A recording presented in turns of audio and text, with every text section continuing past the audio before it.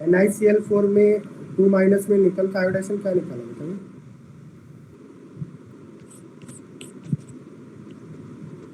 sp3 and what is structure?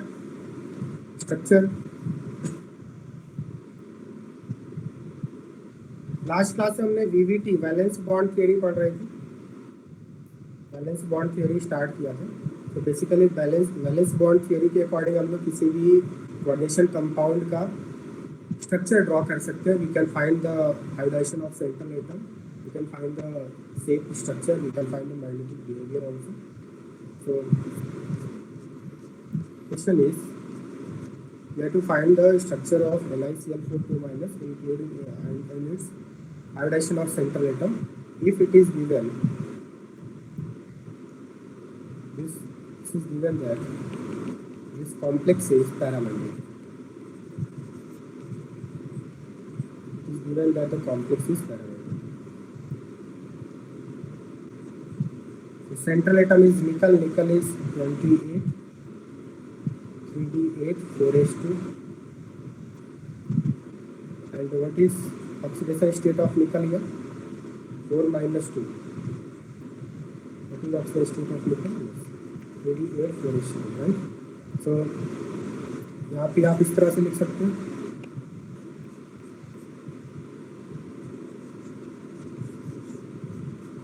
this is 3d, this is 4s, and this is 4d.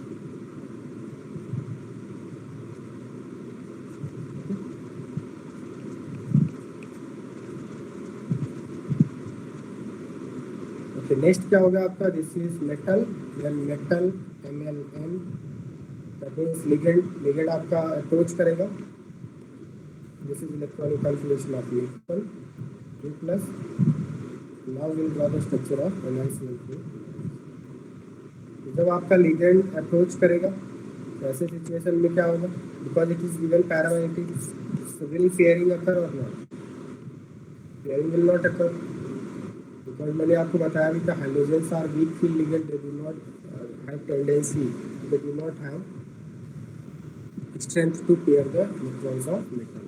तो क्या यहाँ पे pairing होगा या नहीं बताइए? There will be no pairing, right? That means as it is यहाँ पे क्या हो जाएगा आपका?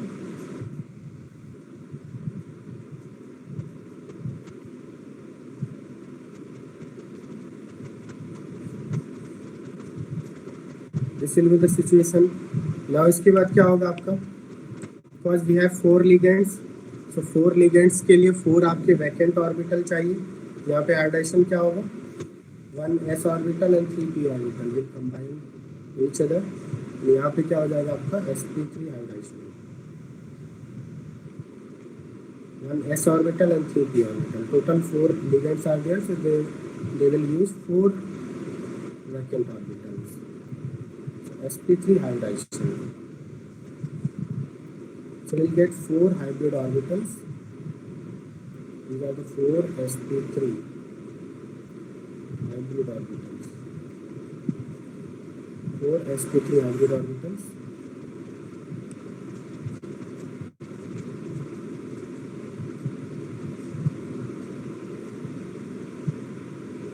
Next आपके ligands हैं, there are 4 ligands. Each ligand will donate 1 lone pair electron to the empty orbital of vacant empty orbital of nickel। और जो ligand के इलेक्ट्रॉन इनको हम लोग डॉटेड लाइन से रिप्रेजेंट कर सकते हैं इस तरह से।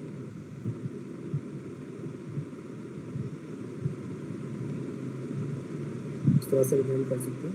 So hybridization is sp3, okay? Hybridization of nickel is sp3। अगर आपके 5 होते, सपोज आपके पास 5 लिगेंड होते तो हाइब्रिडाइजेशन क्या होता? अगर 5 लिगेंड होते तो यहाँ पे 4s 4p, एक आपका 4d भी यूज करता है, राइट?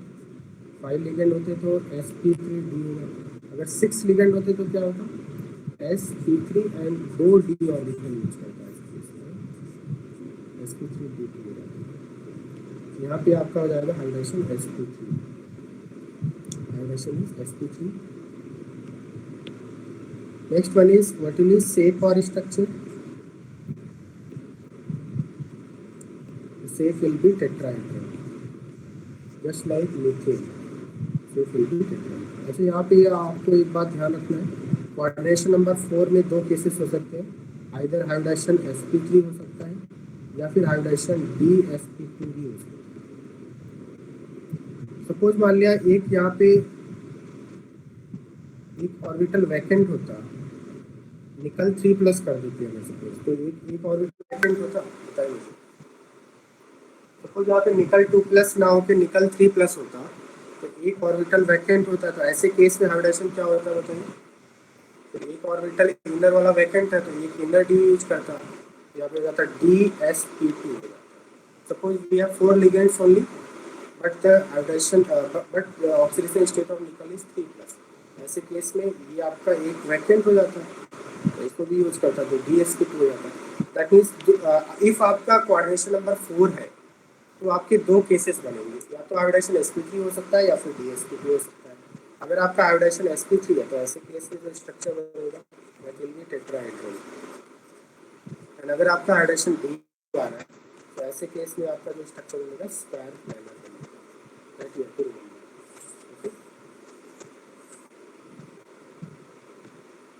ओके, बिकॉज सपोज आपके सेंट्रल एटम के सराउंडिंग में 4 लिगेंड्स हैं, central atom के surrounding में 4 ligands हैं, so there are two cases, one is square planar and another one is tetrahedral, isn't it?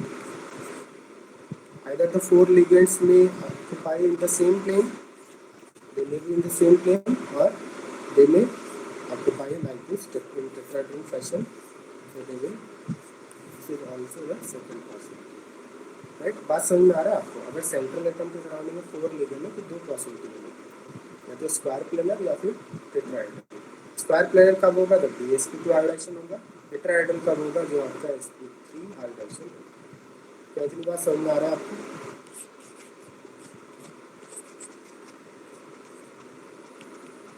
बताइए क्या ये बात समझ में आ रहा है? तो यहाँ पे अभी प्रेजेंट सिचुएशन में क्या हो जाएगा आपका? हेलो स्टूडेंट्स, वॉइस आ रहा है क्या? वॉइस आ रहा है क्या? सर कम आ रही थोड़ी। अभी आ रहा है voice clearly?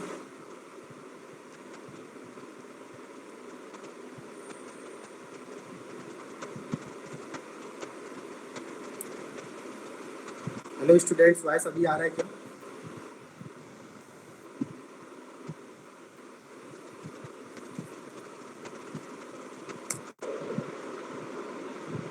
Hello students, voice आ रहा है क्या?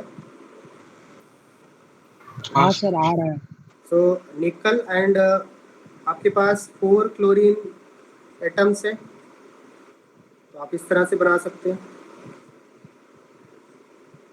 टेट्राहेड्रल है तो इसको हम लोग इस तरह से रिप्रेजेंट करेंगे, ओके, 2- एंड क्योंकि आपका चार्ज 2- है तो आप चार्ज 2- बनाएंगे इस तरह से।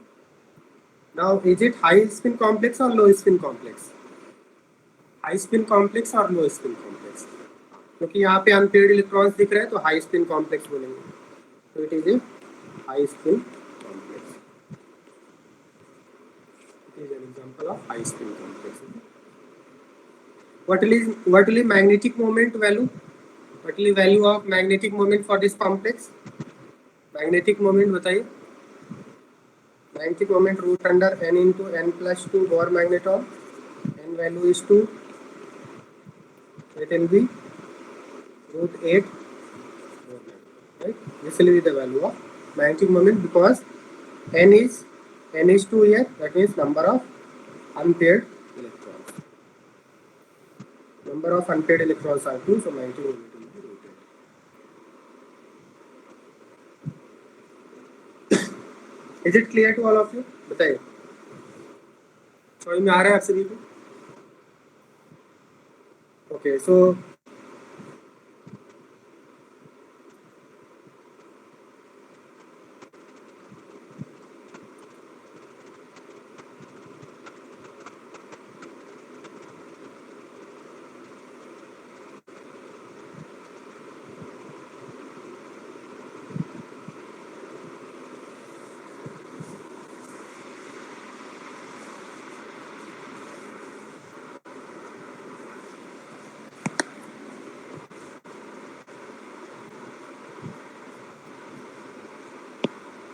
Next example was NiCN4 2 minus. Okay. All of you find iodization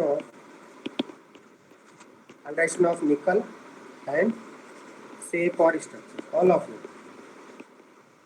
find iodization of nickel and say-por structure. Say-por structure of molecule. And you have to find whether it is high spin complex or low spin complex. High spin or low spin complex. This is first one, second, third, and fourth one is totally magnetic moment. Fifth you have to find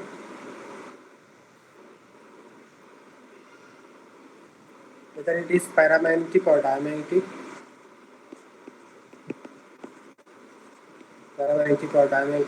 Sixth one is inner orbital or outer orbital complex. Whether it is inner orbital complex or outer orbital complex. Considering Cn minus to be strong field ligand. Okay, this is B. बताइए answer बताइए.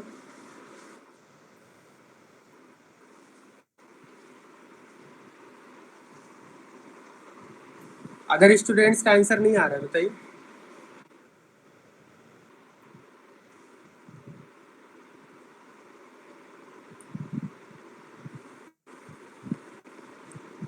यहाँ पे आपका central atom निकल है. निकल is 3d8 4s2. निकल is 3d8 4s2. निकल का ऑक्सीजन स्टेट कितना है यहाँ पे? निकल का ऑक्सीजन स्टेट कितना है? 4 - 2 2 प्लस 3d8 4a0. राइट. तो इसको हम लोग इस तरह से बना सकते हैं.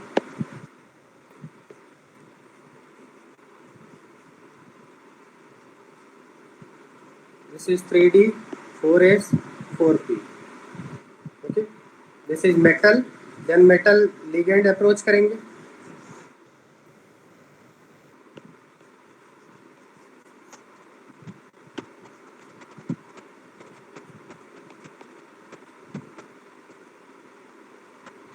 Okay.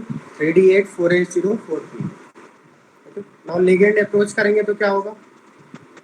ligand आपका कैसा है? Cn minus strong field ligand है. और स्ट्रॉन्ग फील्ड की डेफिनेशन क्या बताया था मैंने आपको? Strong field ligand they have tendency to pair the electrons of metal. They will do pairing, right? So pairing करेंगे तो क्या हो जाएगा? One of the electron will pair from here, right? And एक आपका यहाँ पे d ऑर्बिटल वैकेंट हो जाएगा, जिसको आयोडाइजेशन में यूज कर सकते हैं हम लोग.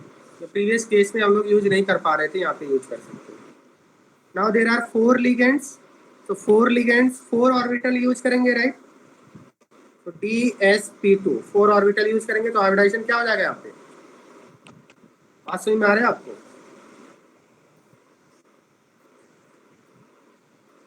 DsP2 हाइड्राइजेशन.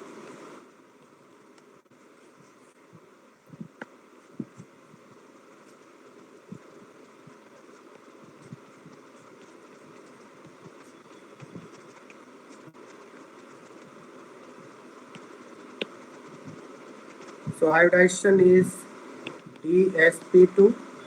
What will be shape और structure? जब DsP2 आयोडाइजेशन होता है तो ऐसे केस में आपका स्क्वायर प्लेनर होगा. स्क्वायर प्लेनर शेप होगा. And since we have used inner D orbital, बाहर वाले डी ऑर्बिटल यूज नहीं किया है, 3d ऑर्बिटल यूज किया है, तो इसको हम लोग क्या बोलेंगे? This D stands for 3d, right? तो यहाँ पे क्या हो जाएगा आपका? इनर ऑर्बिटल कॉम्प्लेक्स हो जाएगा. Inner orbital complex. This is inner orbital complex and it is low spin complex because the spin value is, what is spin value here? What is spin value? Total spin is equal to half plus minus half into number of UP. What is UP? UP means unpaired electron. So this is 0 because no unpaired electrons are there. And if it is No unpaired electrons are there, magnetic moment will also be 0. magnetic moment भी 0 हो जाएगा आपका. Total spin 0, magnetic moment 0. Whether it is paramagnetic complex or diamagnetic complex, all the electrons are paired. All the electrons are paired, so it is diamagnetic complex.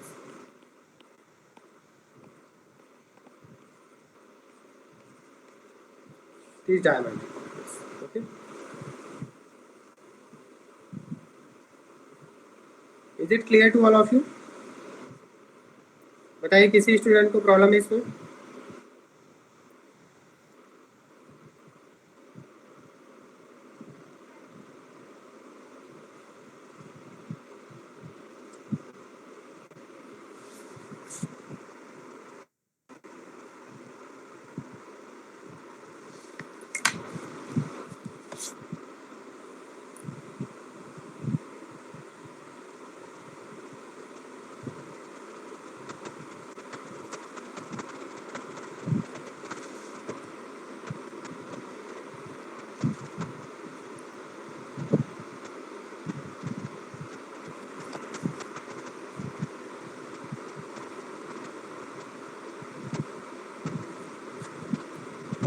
I'll write one question.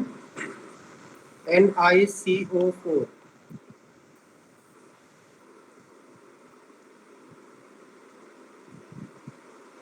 Considering CO to be strong field ligand, first is what will be IUPAC name? Second will be oxidation state of Ni. Third one is hybridization of nickel. Fourth one is shape or structure. So see here क्योंकि आपका DsP2 iodisation आ रहा था इसके previous वाले case में, तो square planet, तो इसका मतलब आप शेप कैसा बनाएंगे? शेप इस तरह से बनाएंगे. निकल, then 4 cyanide ions are there.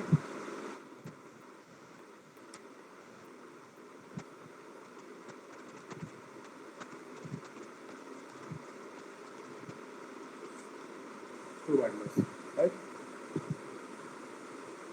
And अगर आपसे पूछ रहा है कि number of atoms in one plane, number of atoms in one plane, तो आपका आंसर कितना होगा? Number of atoms in one plane बताइए.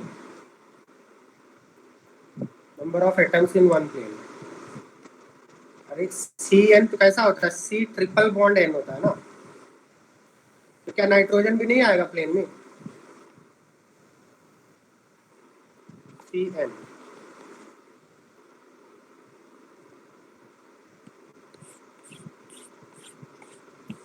All atoms are in the same plane, right? तो कितने हो जाएंगे आपके पास? जब हाइब्रिडाइजेशन sp होता है तो लीनियर होता है ना. यहाँ पे हाइब्रिडाइजेशन क्या है? sp है ना, कार्बन का. अगर कार्बन का हाइब्रिडाइजेशन sp है तो ये लीनियर होता है, लीनियर होता है.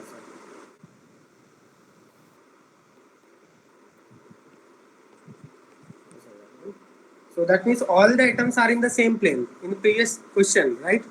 All atoms are in same plane. So how many atoms are there? 2, 2, 4, 2, 6 and 2, 8 and 1, 9. All 9 atoms are in the same plane. Answer आपका कितना हो जाएगा? 9 हो जाएगा. क्या ये सभी स्टूडेंट्स को समझ में आ रहा है? आंसर 9 हो जाएगा. Number of atoms in the same plane will be 9. Clear?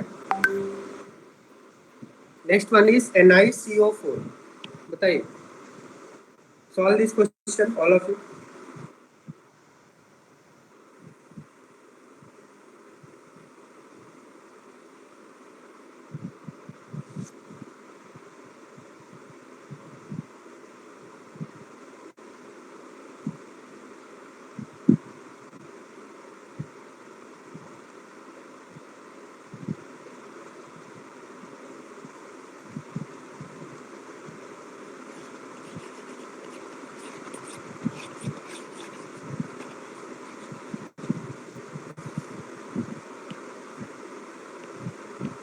देखिए सबसे पहले तो IUPAC नेम क्या हो जाएगा? निकल टेट्रा कार्बोनाइल. निकल tetra carbonyl. This is IUPAC name, right? And what is oxidation state of nickel? Is 0. Right? Second, 0. Third, what will be hybridization of nickel? So nickel is 3D8 4H2. Nickel is 0. It is in 0 oxide state.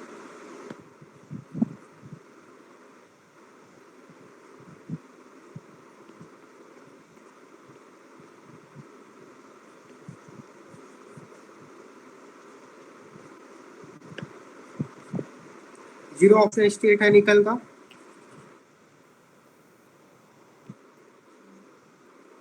Right.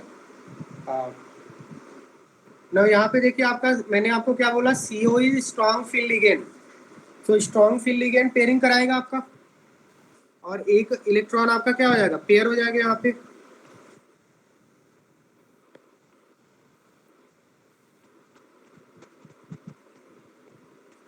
One of the d orbital is vacant now and total ligands are 4. तो 4 orbital use करेगा. Hybridisation क्या हो जाएगा आपका, again the hybridisation is yes dsp2 hybridisation.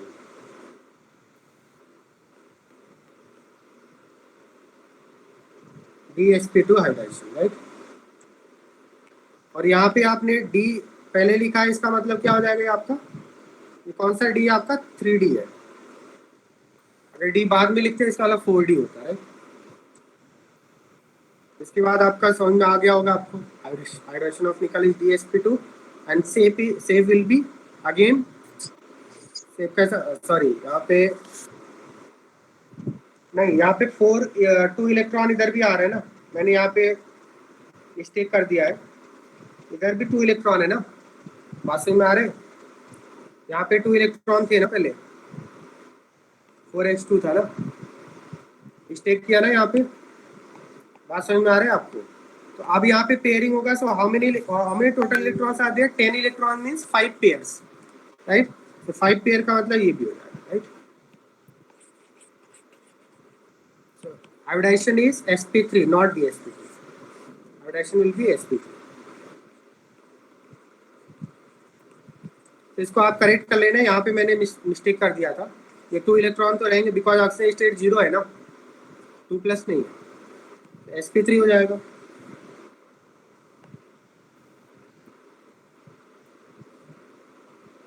These are 4 sp3 hybrid orbital.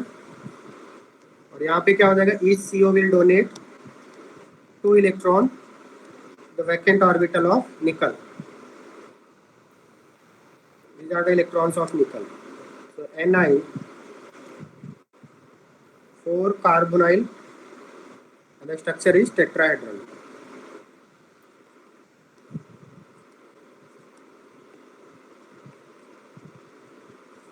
Tetrahedral structure. Is it clear to all of you? बताइए.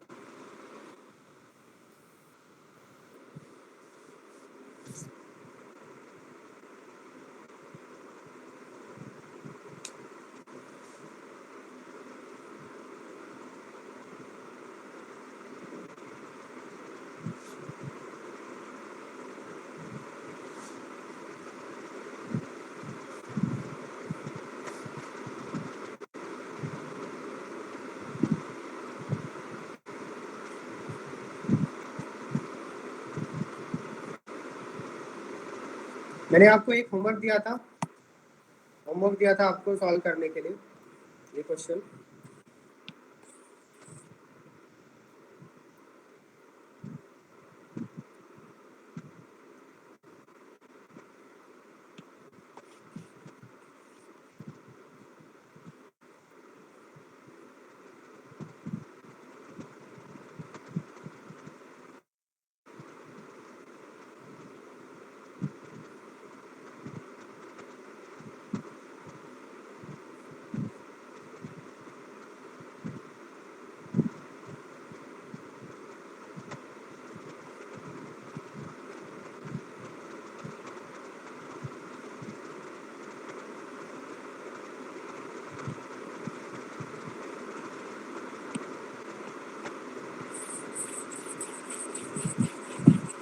Question solve किया था आपने, होमवर्क दिया था मैंने.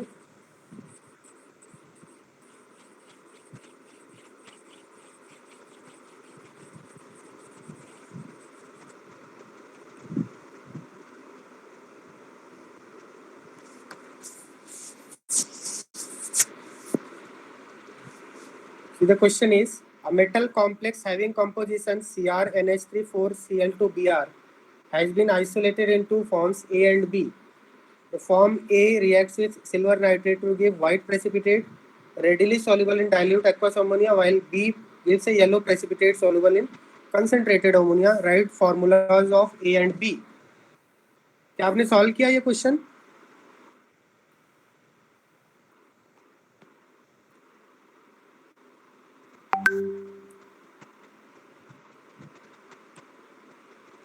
CrNH34Cl2Br. अब ये आपका नॉर्मल फॉर्म में गिवन है, आपको इसका एग्जैक्ट करेक्ट फॉर्मूला बनाना है, right? That means we don't know how many ligands are inside the coordination sphere, how many ligands are outside the coordination sphere, ये हमें पता नहीं है. आपको ये फॉर्मूला गिवन है और इसमें बोला है आपको this compound exist in two forms A and B. Form A react with silver nitrate to give white precipitate, right? तो इसमें जो आयंस हैं जो कोऑर्डिनेशन स्फीयर के अंदर या बाहर हो सकते हैं, कौन से आयंस हो सकते हैं? आइदर क्लोरीन और ब्रोमीन. जो आपका न्यूट्रल है वो बाहर नहीं हो सकता है, न्यूट्रल लिगेंड बाहर नहीं हो सकते हैं. क्या न्यूट्रल लिगेंड कोऑर्डिनेशन स्फीयर के बाहर हो सकते हैं? कोई चार्ज नहीं होगा तो वो कोऑर्डिनेशन स्फीयर के बाहर नहीं हो सकते. That means either coordination sphere के बाहर कौन हो सकता है? आइदर Cl और Br. तो कौन सा बाहर है कौन सा अंदर है ये हमें कैसे पता चलेगा? Based on the information that is given in question, right? तो ये बोल रहा है आपका this compound exist in two form A and B. A का रिएक्शन सिल्वर नाइट्रेट से कर रहे हैं, सिल्वर नाइट्रेट से, तो यहाँ पे क्या बन रहा है आपका? व्हाइट प्रेसिपिटेट मिल रहा है. और बी का रिएक्शन सिल्वर नाइट्रेट से कर रहे हैं तो येलो प्रेसिपिटेट मिल रहा है. तो व्हाइट प्रेसिपिटेट किसका होता है आपका? AgCl का होता है. येलो प्रेसिपिटेट होता है AgBr का.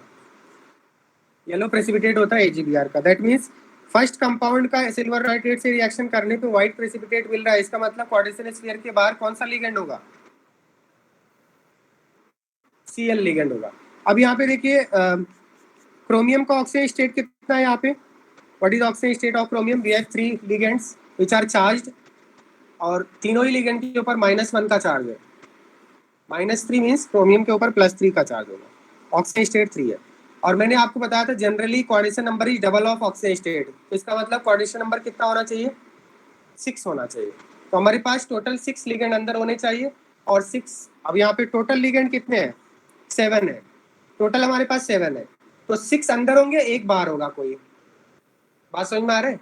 6 अंदर होंगे और एक कोई बाहर होगा. और कौन सा बाहर होगा? Cl होगा या Br होगा? तो ये हमें डिसाइड करना होगा by information that is given in question.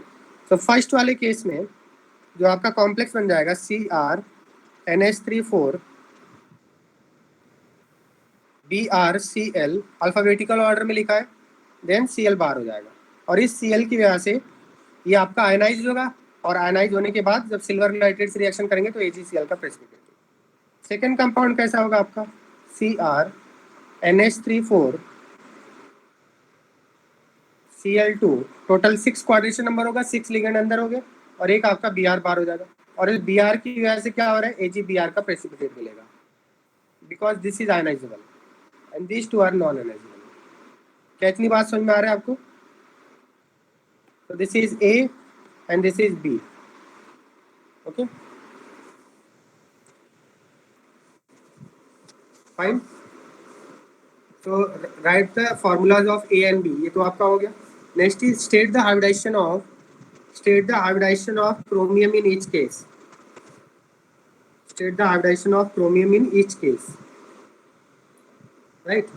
And third one is calculate their magnetic moment for each spin only value. Calculate effective atomic number and will they conduct electricity or not. तो first आप बताइए, will they conduct electricity or not? Will they conduct electricity or not? तो जब आप इसको water में dissolve करेंगे तो आपको टोटल 2 आयंस मिलेंगे, 1 cation 1 anion. Point of factor value is 2. और इसको भी जब आप वाटर में डिजोल्व करेंगे तो यहाँ पे भी 1 कैटायन 1 एनायन मिलेगा. टोटल 2 आयंस मिलेंगे. That means they will conduct electricity because they are producing ions. अगर Cl बाहर नहीं होता, कोई भी लिगेंड बाहर नहीं होता, तो आपका आयंस कितने हो जाते हैं? 0 हो जाते. तो ऐसे केस में कंडक्ट नहीं करता. बट यहाँ पे 2 आयंस आ रहे हैं तो कंडक्ट करते.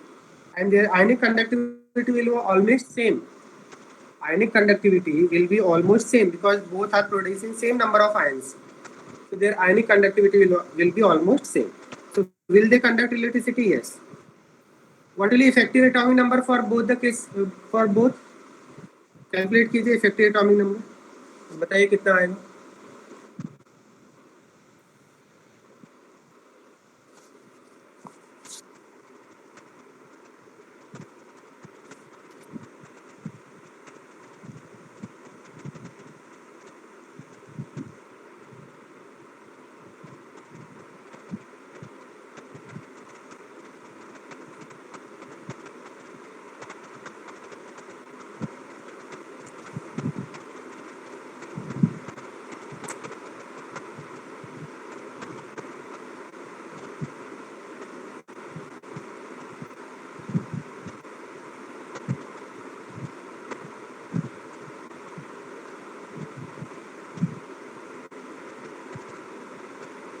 इफेक्टिव एटॉमिक नंबर कितना आ रहा है बताइए. इफेक्टिव एटॉमिक नंबर का फॉर्मूला क्या बताया था मैंने आपको. Atomic number of central metal atom minus oxygen state plus number of electrons donated bye ligand. Atomic number of central metal atom chromium 24 minus oxygen state is 3 plus number of electron. How many ligands we have? Total 6 ligand into 2. Each ligand donate 2 electron. So what will be effective atomic number बताइए. 33. Effective atomic number is 33. Suppose मान लिया कोई एक और complex आता, कोई एक और कॉम्प्लेक्स है अननोन कॉम्प्लेक्स एक्स है और इसका इफेक्टिव एटॉमिक नंबर 36 आ रहा होता है और आपसे पूछता है which one is more stable, the complex having effective atomic number 33 और the complex having effective atomic number 36. तो आपका आंसर क्या होगा. तो आप बोलते हैं 36 वाला ज़्यादा stable. According to which rule? According to the rule given by scientist Sedgwick. This was Sedgwick's observation that the complexes having effective atomic number equal to 36, 84, they are found to be more stable. Right? Next one is you have to calculate magnetic moment for each and hybridization of chromium in each case. ठीक है, hybridisation कैसे निकालेंगे आज मैंने आपको बता दिया, तो इस तरह से आप कैलकुलेट कर सकते हैं. क्या इतनी बात समझ में आ रहा है आप सभी को? क्लियर है? How to find hybridization and what will be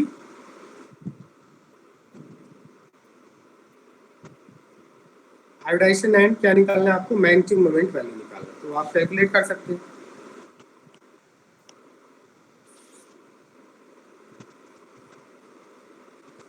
तो coordination number 4, coordination number 6, coordination number last class में मैंने 4 का कर लिया है, 5 का भी किया था शायद.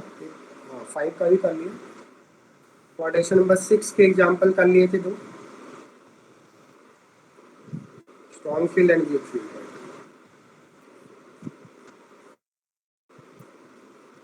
ओके, नेक्स्ट टॉपिक आप लिखेंगे क्रिस्टल फील्ड थ्योरी.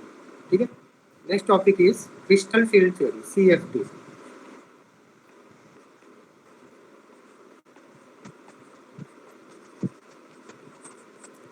सबसे पहले तो इसमें एजम्पशंस लिखेंगे. Assumptions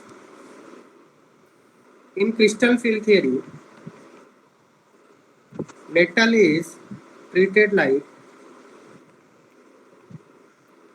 positive charge and ligands are treated as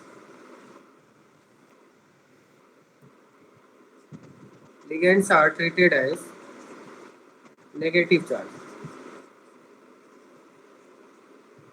Okay, metal are treated as positive charge and the ligands are treated as negative charge, and there is electrostatic force. There is electrostatic force between metal and ligand.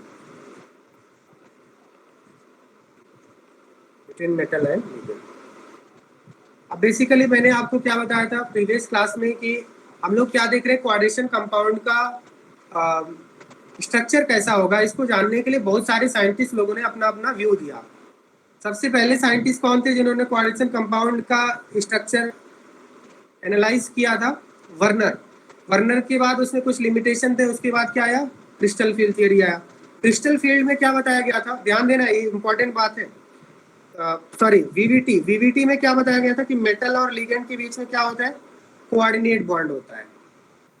But crystal field theory, क्योंकि जो आपका valence bond theory है, valence bond theory आपको पता होगा कि जो coordination compounds होते हैं, डिफरेंट कोऑर्डिनेशन कंपाउंड के डिफरेंट कलर्स होते हैं।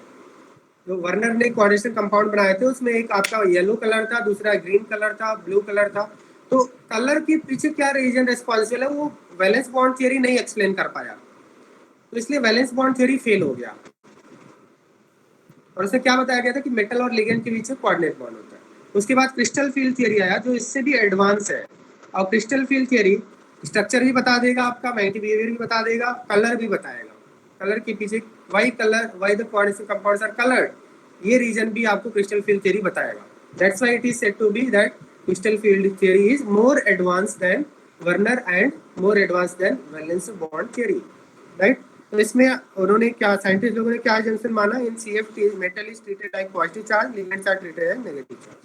Why metal is treated as positive charge? Because metal क्या है आपका? इलेक्ट्रॉन डेफिशिएंट होता है, राइट, क्योंकि इसके ऊपर पॉजिटिव चार्ज होता है। जैसे आप मेटल देखें, यहाँ पे हम लोग मेटल देख रहे थे, तो मेटल का ऑक्सीजन स्टेट कितना है? 3+ है ना, पॉजिटिवली चार्ज है, वैकेंट ऑर्बिटल है। और अगर एम्प्टी ऑर्बिटल है तो उसको पॉजिटिव चार्ज बोलेंगे। और लिगेंड क्या होते हैं? लिगेंड इलेक्ट्रॉन रिच होते हैं, like ammonium Cn-। All the ligands are electron rich, having electron, तो इसको हम लोग नेगेटिव चार्ज मान सकते हैं। Negative means electron rich, positive means electron deficient. तो मेटल को इलेक्ट्रॉन डेफिशिएंट पॉजिटिव मानते हैं, लिगेंड को इलेक्ट्रॉन रिच नेगेटिव मानते हैं। And there is which type of attraction interaction between metal and ligand? Electrostatic, ये डिफरेंस है। सो वीवीटी में अगर आपसे पूछा जाएगा तो आप कोऑर्डिनेट बॉन्ड बोलेंगे। Which type of interaction is there between metal and ligand? Coordinate covalent bond. But CFT में इलेक्ट्रोस्टैटिक फोर्स ऑफ अट्रैक्शन, ऐसा साइंटिस्ट लोगों ने एज्यूम किया फर्दर चीजों को एक्सप्लेन करने के लिए, राइट। तो इसमें होता क्या है, हम लोग यहाँ से देख सकते हैं।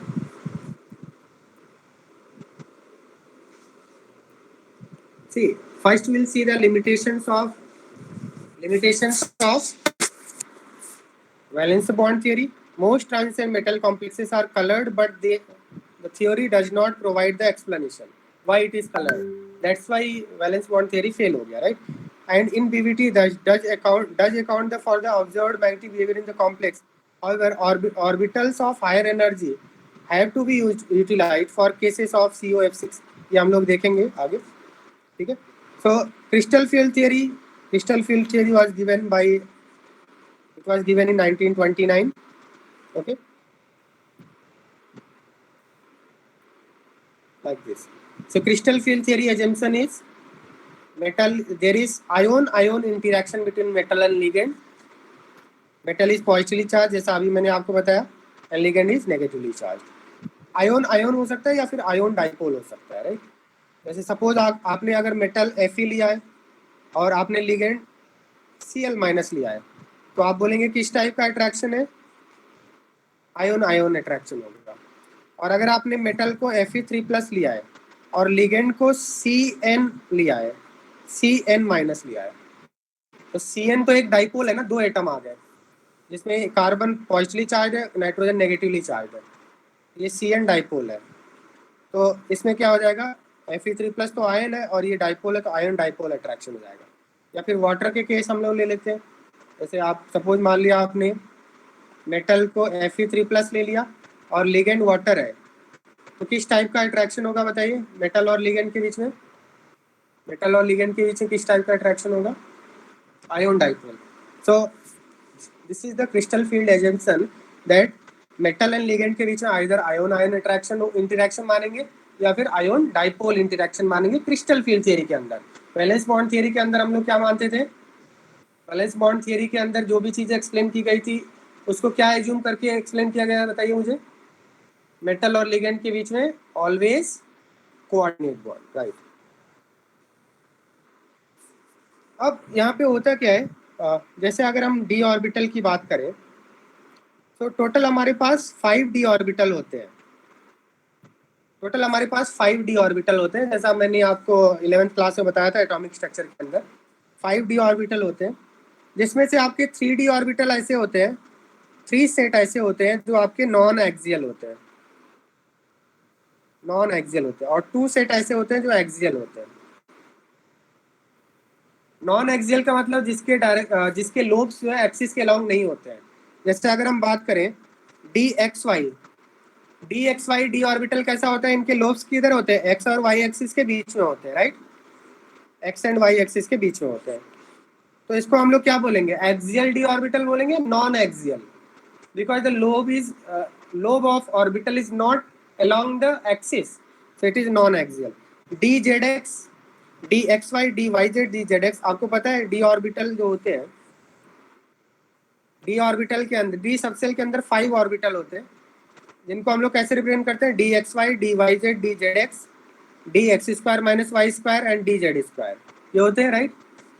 D x y, d y z, d z x, ये एक्सिस के बीच में इनके लोब्स होते हैं।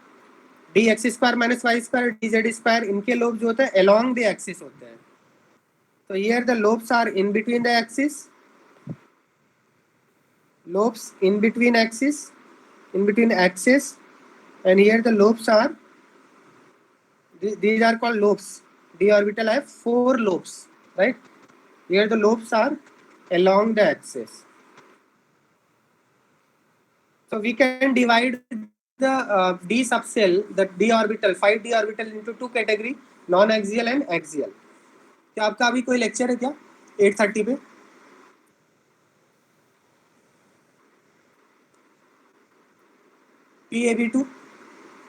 PAB2 का भी लेक्चर नहीं है ना। So non axial, 3 non axial and 2 axial, right. यहाँ पे आपका अगर ZX लिखा है तो ZX, what do you mean by ZX या Y XZ, दैट मीन्स जो लोब्स होंगे और X और Z एक्सिस के बीच में होंगे, राइट। और अगर आपका YZ है तो Y और Z एक्सिस के बीच में होंगे। अगर X square minus Y square, D x square minus Y square, तो D x square minus Y square के लोब्स किधर होते हैं आपके, along x axis and y axis. D z square में आपके 2 ही लोब्स होते हैं, बाकी के 2 लोब्स क्या हो गए, इस तरह से आपके एक प्लेन बना लेते हैं, राइट। तो इस तरह से होता है आपका जेड एक्सिस के अलॉन्ग होता है। ये आप देख सकते हैं d z square is along z axis and this is along x and y axis, that's why since the lobes are along the axis तो इसको एक्सियल बोलते हैं, अदर्स को हम लोग नॉन एक्सियल बोलते हैं। क्या इतनी बात समझ में आ रहा है आपको?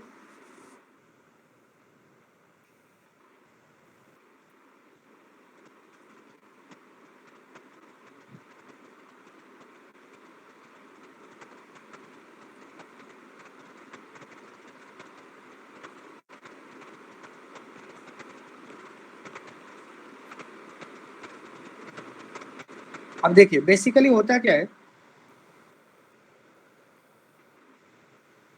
हमारे पास 5d ऑर्बिटल है, right, and initially all the d orbitals have same energy, इन सभी d ऑर्बिटल की सेम एनर्जी है।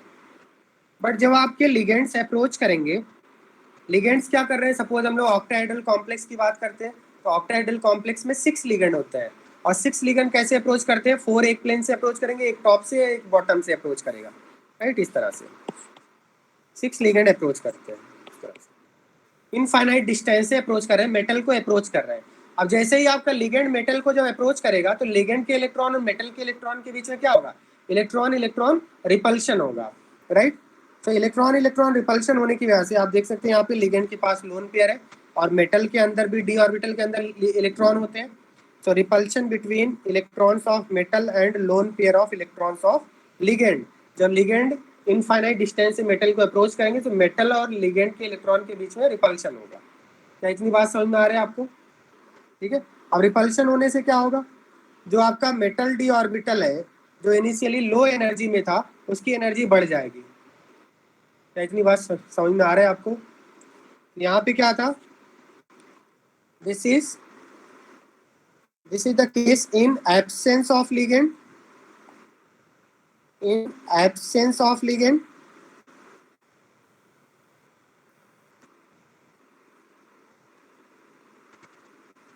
Absence of ligand, that means जब आपके लिगेंड इनफाइनाइट डिस्टेंस पे है, और जब आपके ligand, this is the case in presence of ligand, जब लिगेंड आपके मेटल को अप्रोच करना स्टार्ट करेंगे, मेटल के नज़दीक आएंगे, तो उसकी एनर्जी बढ़ जाएगी, सभी मेटल ऑर्बिटल्स की एनर्जी बढ़ जाएगी in presence of ligand. Right, बात समझ में आ रहा है आपको? सो एनर्जी बढ़ जाएगी तो हम लोग एनर्जी एक्सिस में थोड़ा ऊपर बनाएंगे। अब लिगेंड जब और ज़्यादा अप्रोच करेंगे तो मेटल, जो आपके मेटल के डी ऑर्बिटल वो स्प्लिट कर जाएंगे, टू पार्ट्स में स्प्लिट कर जाएंगे। मेटल क्या होगा, टू पार्ट्स में स्प्लिट कर जाएगा।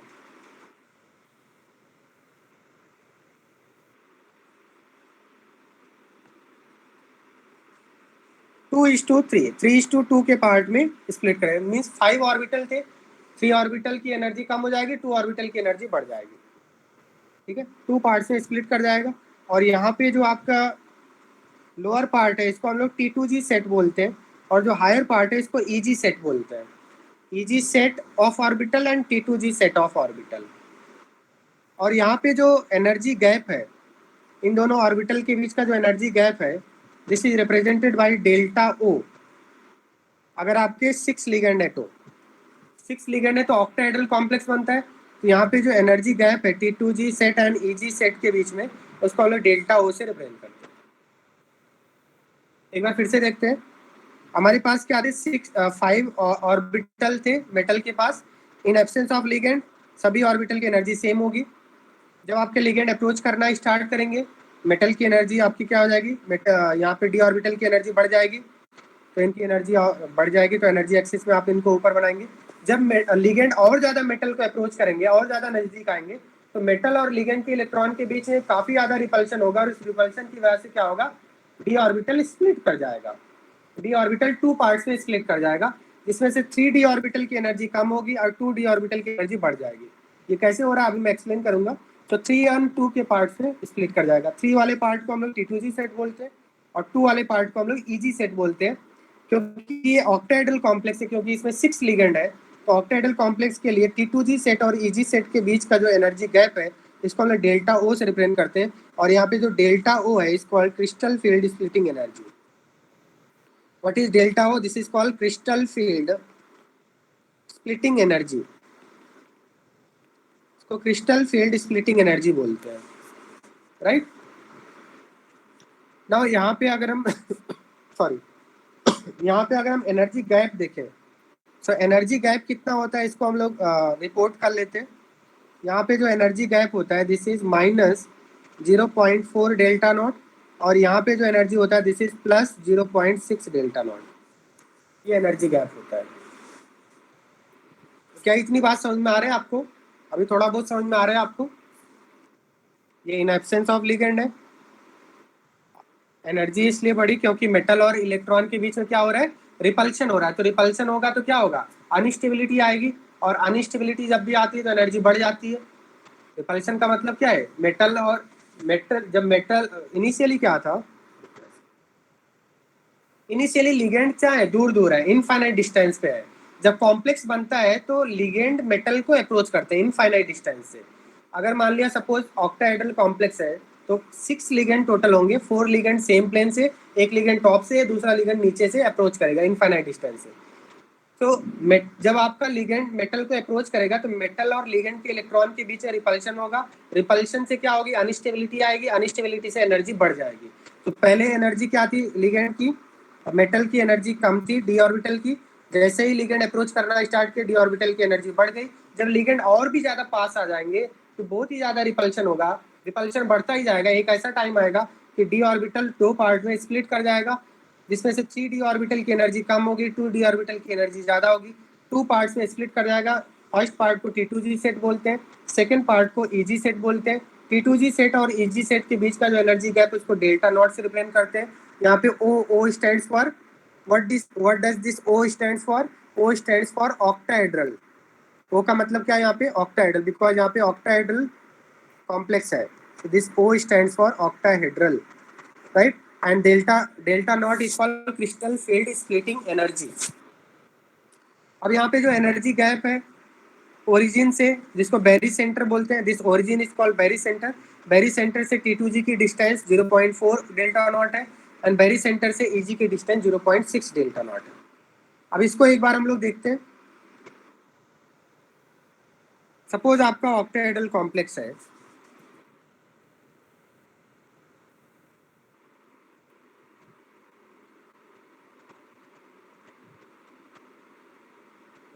सपोज आपका एक ऑक्टाहेड्रल कॉम्प्लेक्स है, तो ऑक्टाहेड्रल कॉम्प्लेक्स में इस तरह से होगा आपका। यहाँ पे एक बात आपको ध्यान देना है कि in octahedral complex ligands approach along the axis. This is very important point. Octahedral complex जब बनता है तो लिगेंड किधर से अप्रोच करते हैं? Ligands approach along the axis, मतलब एक्स एक्सिस और वाई एक्सिस के along अप्रोच करते हैं। जैसे ये आपका ऑक्टाहेड्रल कॉम्प्लेक्स अगर आपको बनाना है तो आपके पास कितने लिगेंड्स होंगे? टोटल 6 लिगेंड होंगे, right? Suppose this is x axis, x dash, y axis, y dash, ठीक है, एंड जेड एक्सिस ऊपर होगा। सपोज ये प्लेन है आपका, जेड एक्सिस ऊपर होगा, एक लिगेंड ऊपर से आ रहा होगा, एक लिगेंड नीचे से आ रहा होगा। बात समझ में आ रहा है आपको? तो दिस इज लिगेंड्स, और ligands along the axis approach करते हैं। इतनी बात समझ में आ रहा है? ध्यान से सुनना, आप इंपॉर्टेंट बात बता रहा हूँ। तो इन ऑक्टाहेड्रल कॉम्प्लेक्स कैसे बनता है? आपके ligands along the axis approach करते हैं। 4 लिगेंड, एक्स एक्सिस और इधर से वाई एक्सिस, ठीक है। सपोज मान लीजिए एक्स एक्सिस है, तो एक्स एक्सिस से कुछ आ रहे हैं, कुछ आपके वाई एक्सिस से आ रहे हैं, एक ऊपर से आ रहा है और एक नीचे से आ रहा है। तो जेड एक्सिस किधर है आपका? Above the plane and below the plane. No, अब यहाँ पे बताना कि अगर लिगेंड्स अलोंग द एक्सिस आ रहे हैं तो कौन से डी ऑर्बिटल ज्यादा रिपल्शन फील करेंगे? जो अलोंग द एक्सिस है या जिनके lobes in between the axis हैं? बताइए। जैसे अगर हम बात करें डी एक्स वाई की, अगर हम डी एक्स वाई ऑर्बिटल की बात करें तो डी एक्स वाई कुछ ऐसा होता है। D x y, this is x axis, this is y axis. D x y के लोब्स क्या होते हैं? D x y, this is d x y. D x y के लोब्स इन बिटवीन होते हैं। और लिगेंड किधर से आ रहे हैं? लिगेंड अलोंग द एक्सिस आ रहे हैं, लिगेंड इधर से आ रहे हैं। दैट मीन्स ये क्या होगा? डी एक्स वाई जो आपके नॉन एक्सियल है, नॉन एक्सियल ऑर्बिटल्स, ये लेस रिपल्शन फील करेंगे, विल फील लेस रिपल्शन, क्योंकि लिगेंड आपके ऑर्बिटल के अंदर इलेक्ट्रॉन होगा। सपोज मान लिया यहाँ पे ऑर्बिटल के अंदर इलेक्ट्रॉन है और लिगेंड इधर से आ रहे हैं, एक्सिस के लॉन्ग रहे, डायरेक्ट फेस नहीं कर रहे हैं, तो थोड़ा कम रिपल्शन होगा।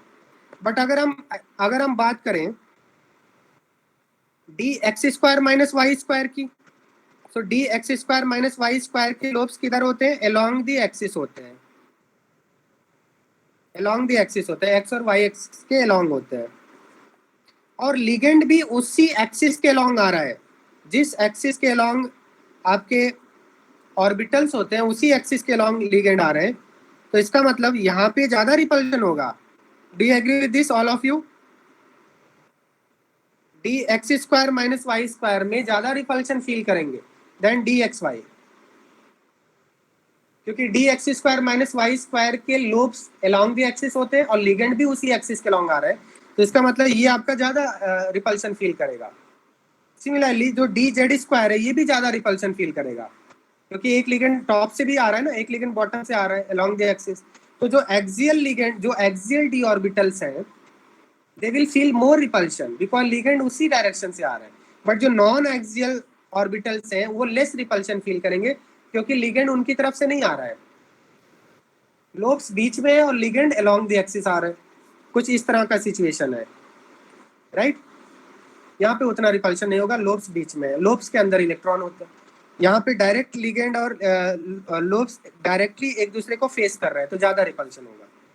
तो इसका मतलब क्या, जो हमारे पास डी ऑर्बिटल के अंदर 5 ऑर्बिटल्स है, do all the orbitals are feeling same type of repulsion और they are feeling different type of repulsion?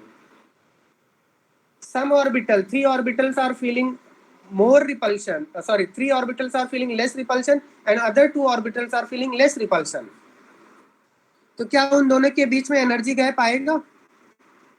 दोनों डिफरेंट टाइप के रिपल्शन फील कर रहे हैं, तो इसका मतलब क्या होगा? 3 की एनर्जी कम हो जाएगी, बाकी 2 की एनर्जी ज्यादा हो जाएगी। और इन दोनों में जो 2 ऑर्बिटल्स हैं, इनमें कौन कौन से ऑर्बिटल है बताइए मुझे। अगर आपसे यहाँ से पूछा जाए कि ईजी सेट में कौन कौन से ऑर्बिटल है, हाँ एक्सियल वाले हैं, वेरी गुड। एक्सियल वाले कौन कौन से? D x square minus Y square और डी जेड स्क्वायर है, जिनके लोब अलोंग द एक्सिस है। और T2G सेट में कौन कौन से डी आते हैं बताइए मुझे। T2G सेट में कौन कौन से डी आते हैं? ऐसे डी ऑर्बिटल जिनके लोब्स इन बिटवीन एक्सिस है, जो कम रिपल्शन फील कर रहा है। डी एक्सिस को d x y, d y z, d z x, ये T2G सेट के अंदर आते हैं। तो मुझे लगता है आप सभी को समझ में आ गया होगा कि वाई T2G सेट यहाँ पे हमने एनर्जी कम क्यों बनाया है, क्योंकि वो कम रिपल्शन फील कर रहे हैं, उनके और लोब्स बीच में है और लिगेंड्स अलोंग द एक्सिस आ रहे हैं। बट ईजी सेट जो d x square minus Y square d z square, जो एक्सियल डी ऑर्बिटल हो, ज्यादा रिपल्शन फील करें, इसलिए मैंने यहाँ पे एनर्जी एक्सिस में उनको ऊपर बनाया है और इनको एनर्जी एक्सिस में नीचे बनाया है। ठीक है, अब इन दोनों के बीच का जो एनर्जी गैप होता है, इसको डेल्टा ओ बोलते हैं, क्रिस्टल फील्ड स्प्लिटिंग एनर्जी। और यहाँ पे जो एनर्जी गैप है, ये एनर्जी गैप कैसे हमने निकाला, तो यहाँ पे देखिए बेसिकली क्या होता है कि during splitting energy is conserved,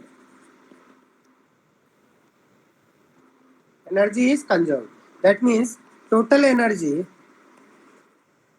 because we know that we have to follow conservation of energy can neither be created nor destroyed, so total energy of D before splitting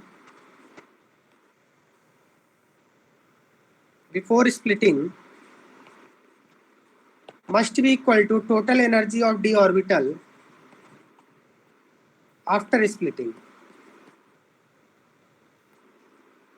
तो हमारे पास क्या है टोटल, ये आपका 5d ऑर्बिटल्स थे,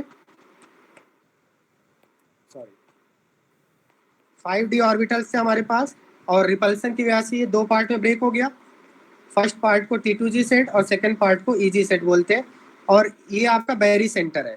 बैरी centre का मतलब क्या होता है? जो ओरिजिन है, जहाँ पे स्प्लिटिंग होने से पहले जो है एनर्जी था, उसको बैरी सेंटर बोलते हैं। इसको हम लोग बैरी सेंटर बोलते हैं। बैरी सेंटर क्या है? जो स्प्लिटिंग होने से पहले जो एनर्जी था, उसको बैरी सेंटर बोलते हैं। बात समझ में आ रहा है आपको?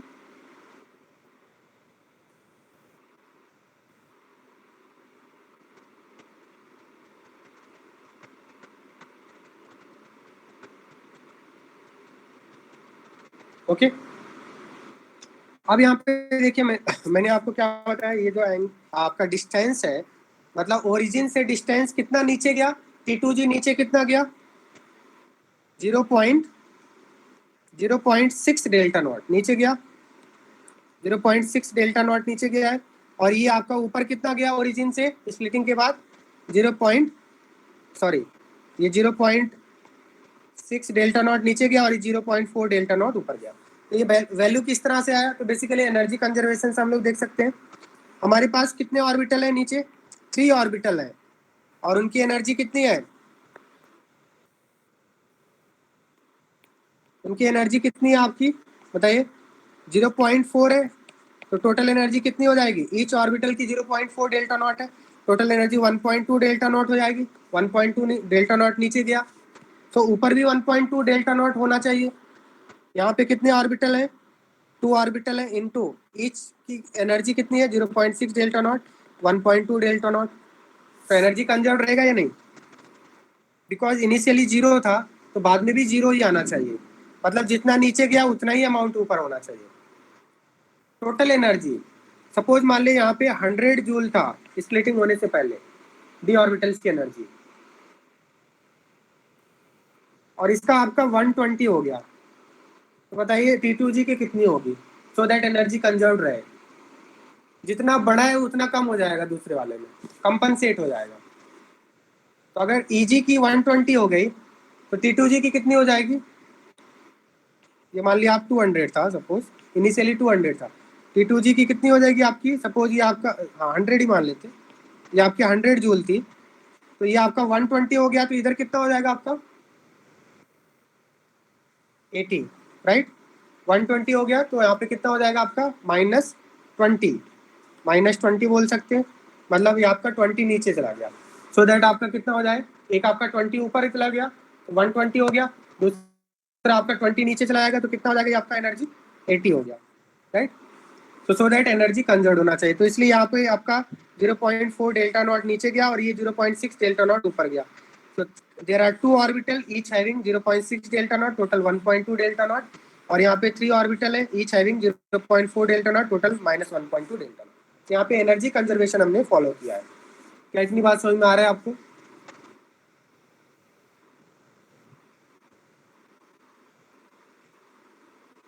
बताइए, बात समझ में आ रहा है आपको?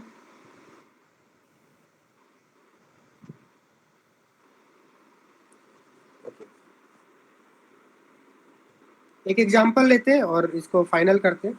सपोज मान लीजिए क्वेश्चन है और आपको क्वेश्चन ऐसा दिया हुआ है, FeCN6 4- FeCN6 4- कॉम्प्लेक्स है, राइट। इसमें आपको Cn- स्ट्रॉन्ग फील्ड लिगेंड होता है, मैंने आपको बताया था Cn- स्ट्रॉन्ग फील्ड लिगेंड होता है, दैट मीन्स ये आपका पेयरिंग करेगा। अब यहाँ पे होगा क्या, अगर हम Fe की बात करें, Fe ऑर्बिटल क्या है इनिशियली, अगर हम फ्री मेटल की बात करें, फ्री मेटल, तो टोटल कितने आपके होंगे इलेक्ट्रॉन्स, कितने हैं यहाँ पे Fe2+ में 3d6 4h2, ये आपका कॉन्फ़िगरेशन है।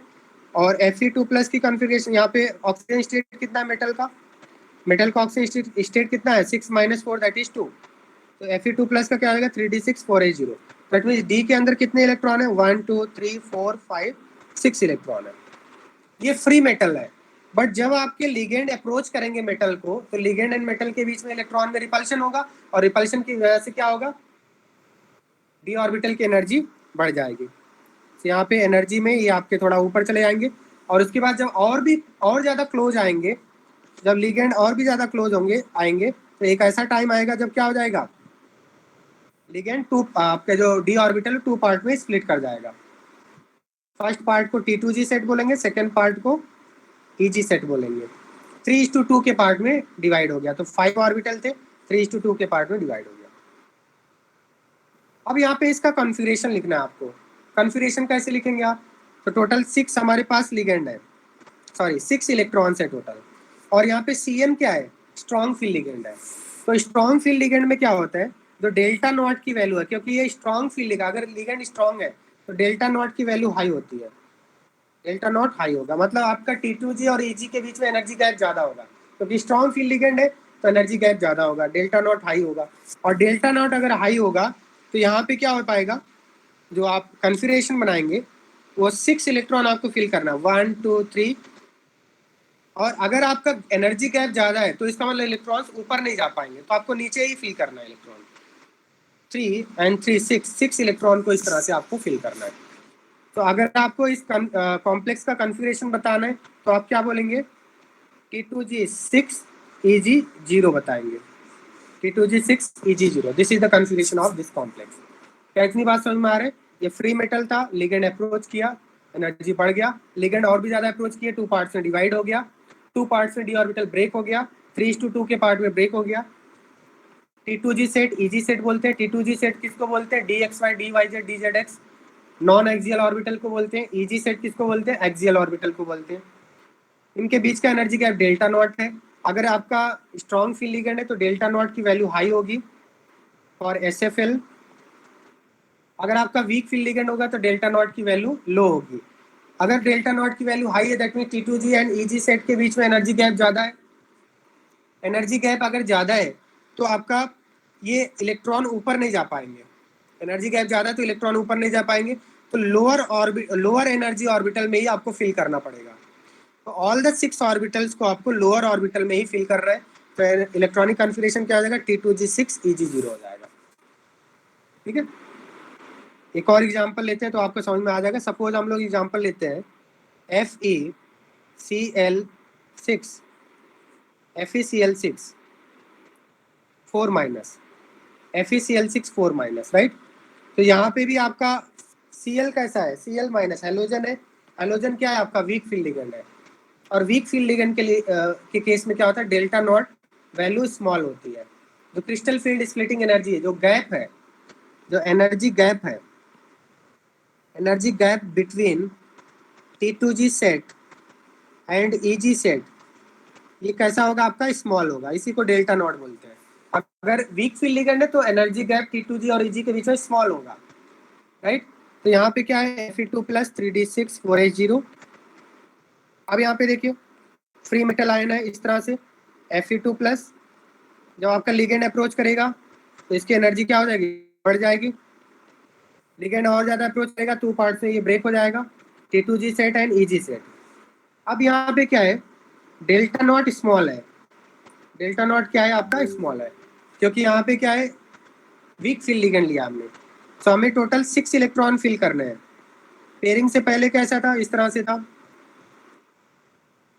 6 था।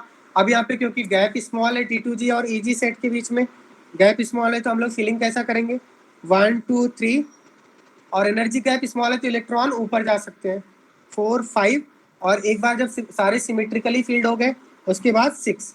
तो यहाँ पे कन्फिग्रेशन कैसा हो जाएगा, for this complex T2G 4 EG 2, ये आपका कन्फिग्रेशन हो जाएगा। बात समझ में आ रहा है आपको। तो यहाँ पे हम लोग कंक्लूड करते हैं। अगर आपको for octahedral complex, for octahedral complex अगर आपका स्ट्रॉन्ग फील्ड लिगेंड है, और यहाँ पे हमने वीक फील्ड लिगेंड के केस में बनाया, सो देयर आर 6 लिगेंड्स। तो अगर आपका स्ट्रॉन्ग फील्ड लिगेंड है तो स्प्लिटिंग जब होगा तो यहाँ पे T2G सेट और EG सेट के बीच का जो गैप होगा वो आपका ज़्यादा होगा, 3 and 2 इस तरह से आपका ब्रेक होगा, T2G set EG, this is before splitting, this is after splitting. और अगर आपका वीक फील्ड लिगेंड है तो इसका मतलब यहाँ पे गैप कैसा आ रहा है, energy gap T2G set and EG set के बीच का जो एनर्जी गैप है, जिसको डेल्टा नॉट से रिप्रेजेंट करते हैं, डेल्टा नॉट कैसा है आपका, यहाँ पे डेल्टा नॉट इज हाई। और अगर आपका वीक फील्ड लिगेंड है तो वीक फील्ड लिगेंड में कैसा स्प्लिटिंग होता है, देखिए यहाँ पे जब स्प्लिटिंग होगा तो T2G सेट और EG सेट के बीच का जो एनर्जी गैप होगा वो लो होगा, डेल्टा नॉट की वैल्यू यहाँ पे क्या होगी, लो होगी, right. Crystal field splitting energy की वैल्यू लो होगी। This is only for octahedral. Tetrahedral के केस में इसका, टेट्राहेड्रल के केस में इसका रिवर्स होता है, वो हम लोग देखेंगे नेक्स्ट क्लास में कि टेट्राहेड्रल के केस में डिफरेंट होता है, ठीक है, वहाँ पे सिचुएशन अलग होती है। ये आपका हो जाएगा T2G सेट और ये हो गया आपका EG सेट, राइट। तो सपोज आपको 6 इलेक्ट्रॉन फिल करना है, ये वाले केस में सपोज आपका Cn माइनस है और यहाँ पे आपका Cl माइनस है जो कि वीक है, तो यहाँ पे 6 इलेक्ट्रॉन को फिल करना है। पहले वाले केस में तो कैसा फिल करेंगे, 1 2 3, क्योंकि एनर्जी गैप ज़्यादा है तो इलेक्ट्रॉन ऊपर नहीं जा पाएंगे, इलेक्ट्रॉन लो लाइंग ऑर्बिटल में ही प्रीफर करेंगे, 5 6, राइट। ये आपका 6 इलेक्ट्रॉन हो गया। और जब आपको वीक फील्ड लिगेंड के केस में इलेक्ट्रॉन फिल करना है तो कैसे, यहाँ पे कन्फिग्रेशन क्या बनाएंगे आप, T2G 6 EG 0, बिफोर स्प्लिटिंग ऐसा केस होगा, 6 इलेक्ट्रॉन। यहाँ पे भी बिफोर स्प्लिटिंग इस तरह का केस है। यहाँ पे क्योंकि वीक फील्ड लिगेंड है तो वीक फील्ड लिगेंड के केस में सपोज 6 इलेक्ट्रॉन है हमारे पास, तो 6 इलेक्ट्रॉन के केस में कैसा फिल करेंगे, 1 2 3।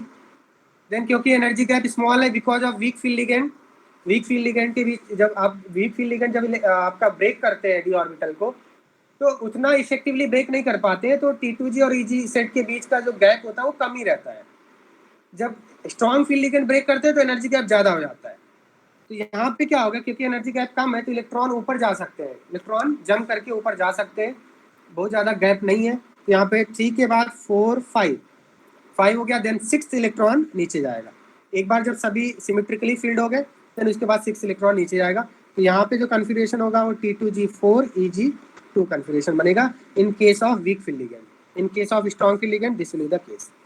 So in strong field ligand delta naught will be high, in weak field ligand delta naught will be low। क्या ये बात समझ में आ रहा है आपको?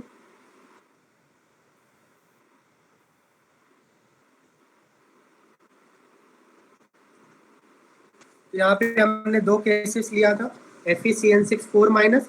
FeCN6 4 माइनस के केस में आपका जो कॉन्फ़िगरेशन आया T2G6 EG0 आया, वेरेज FeCl6 4 माइनस के केस में आपका T2G4 EG2 आया।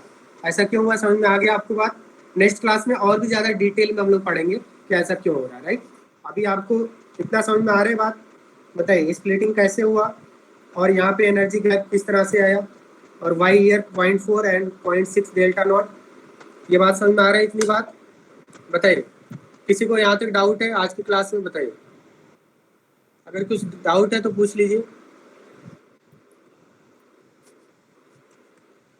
T2GN एग्जैक्टली है क्या, ये इसको नेम दिया गया है, ठीक है? तो बेसिकली ये T2G सेट, T2G नेम दिया गया, राइट? तो नॉन एक्सियल ऑर्बिटल उनको T2G बोलते हैं, और जो एक्सियल ऑर्बिटल है उनको EG बोलते हैं। बेसिकली ये सिमिट्री से रिलेटेड है। T2G, ये G स्टैंड फॉर जीरेड, ठीक है?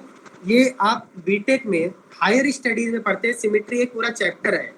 तो उसमें सिमेट्रिकल ऑर्बिटल को T2G से और अनसिमेट्रिकल को EG से रिप्रेजेंट करते हैं। यहाँ पे G जीरेड है, और ये सब जो 2 वगैरह के जो मीनिंग है ये आपके सिलेबस में नहीं है, ये आप बीटेक में पढ़ेंगे 3rd ईयर में। सिमेट्री एक चैप्टर है, ठीक है? अभी फिलहाल के लिए आपको सिर्फ आपके सिलेबस में है कि नोटेशन है। T2G का मतलब क्या है ये आप आगे पढ़ेंगे, बट इसका T2G का यहाँ पे सिग्निफिकेंस क्या है? T2G का मतलब है नॉन एक्सियल और EG का मतलब है एक्सियल ऑर्बिटल। बस आपको इतना ही जानना है। फर्दर डिटेल्स हायर स्टडीज में आता है जो आपके सिलेबस में नहीं है, ठीक है? G स्टैंड्स फॉर जीरेड, जो मैंने आपको 11th क्लास में बताया, राइट? हाँ, क्या बोल रहे हैं?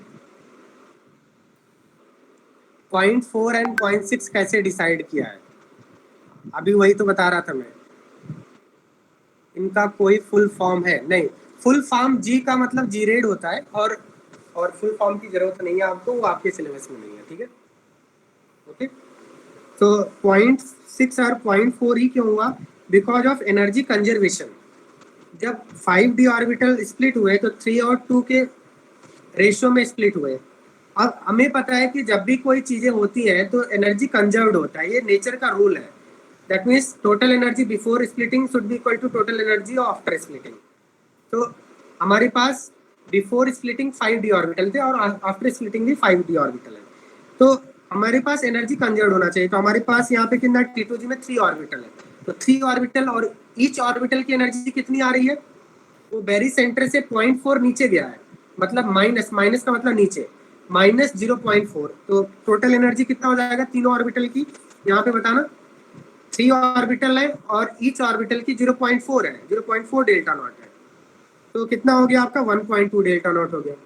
मतलब यहाँ पे टोटल एनर्जी 1.2 डेल्टा नॉट, मतलब डी ऑर्बिटल 1.2 डेल्टा नॉट से नीचे गया बेरी सेंटर से, तो दूसरा वाला 1.2 डेल्टा नॉट से ऊपर जाना चाहिए, तभी तो एनर्जी कंजर्व होगा। और यहाँ पे हमारे पास 2 ऑर्बिटल है और ईच ऑर्बिटल की एनर्जी 0.6 डेल्टा नॉट है, तो कितना हुआ? इक्वल हुआ या नहीं? तो जितना ये ऊपर गया उतना ही नीचे गया, तो क्या जीरो नहीं हो जाएगा बाद में? प्लस 1.2 डेल्टा नॉट, एक आपका ऊपर गया ना, आपका ओरिजिन से एक ऊपर गया, दूसरा जितना एनर्जी ऊपर गया उतना एनर्जी नीचे गया, तो एनर्जी कंजर्व हो जाएगी। सपोज मान लिया बिफोर स्प्लिटिंग 100 जूल था 5d ऑर्बिटल का, आफ्टर स्प्लिटिंग जो EG सेट का 120 ऊपर चला गया तो ये 20 नीचे हो जाएगा। एक 20 जूल ऊपर चला गया तो दूसरा 20 जूल नीचे हो जाएगा, 20 जूल दूसरे का कम हो जाएगा, so that total energy conserve है। अभी समझ में आ रहा है बात आपको? इधर भी 1.2 डेल्टा नॉट आना चाहिए, इधर भी 1.2 डेल्टा नॉट आना चाहिए। क्या इतनी बात क्लियर है आपको?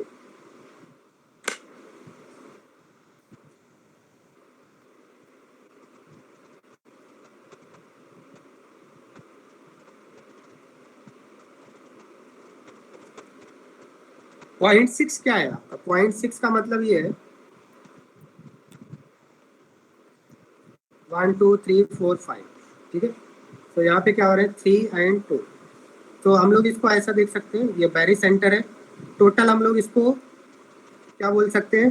0.6 का मतलब क्या लिख सकते हैं? इसको 3/5 लिख सकते हैं, और 0.4 को क्या लिख सकते हैं? 2/5। तो टोटल हमारे पास 5 ऑर्बिटल्स है, और 5 ऑर्बिटल में से आपका 3 जो ऑर्बिटल है, तो 5 में से आउट ऑफ 5 3 ऑर्बिटल का मतलब यहाँ पे एनर्जी गैप कितना होगा? 2/5 हो जाएगा, और इसको हमने क्या मान लिया, 3/5 मान लिया। 2/5 डेल्टा नॉट, 3/5 डेल्टा नॉट, ये आपका हो जाएगा 0.6 डेल्टा नॉट, और ये 0.4 डेल्टा नॉट हो गया।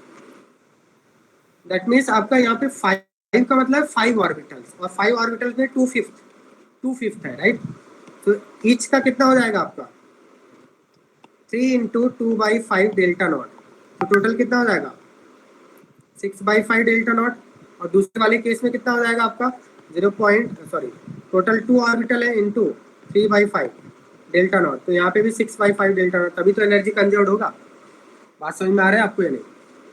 एनर्जी कंजर्व होना चाहिए, जितना एक ऑर्बिटल ऊपर गया उतना ही दूसरा ऑर्बिटल नीचे आना चाहिए। ठीक है, बात क्लियर है, समझ में आ गया? तो एक आपका 3/5 ऊपर गया तो दूसरा 2/5 नीचे चला जाएगा, so that total energy conserve है। क्लियर?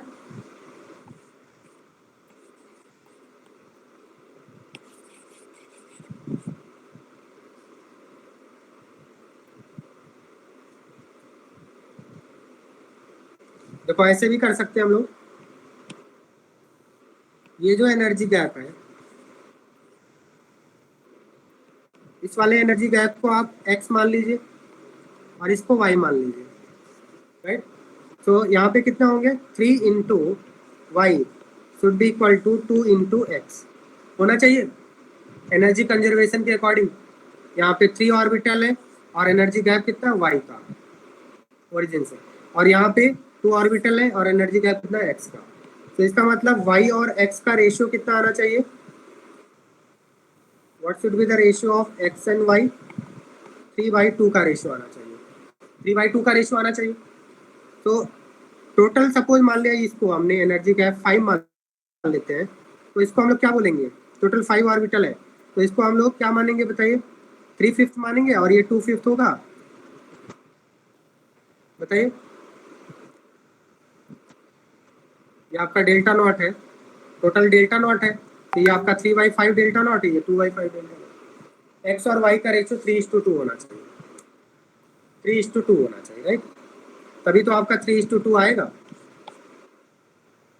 एनर्जी कंजर्व होना चाहिए, राइट। नेक्स्ट क्लास में हम लोग इसके बारे में और भी बहुत सारे एग्जाम्पल करेंगे, तो आपको समझ में आ जाएगा, right. That's all for today, see in the next class. आप सभी लोग रिवाइज कर लेना, और आपको एक्सरसाइज बुक मिल गया, थ्योरी सीट मिल गया आपको, तो थ्योरी से आप एक बार क्रिस्टल फील्ड थ्योरी को कंप्लीट एक बार पढ़ के आना, राइट, तो ज़्यादा अच्छे से समझ में आएगा आपको, एडवांस से पढ़ के आना आप, ओके फाइन। और आज की क्लास का आप रिवाइज कर लेना, दैट्स ऑल।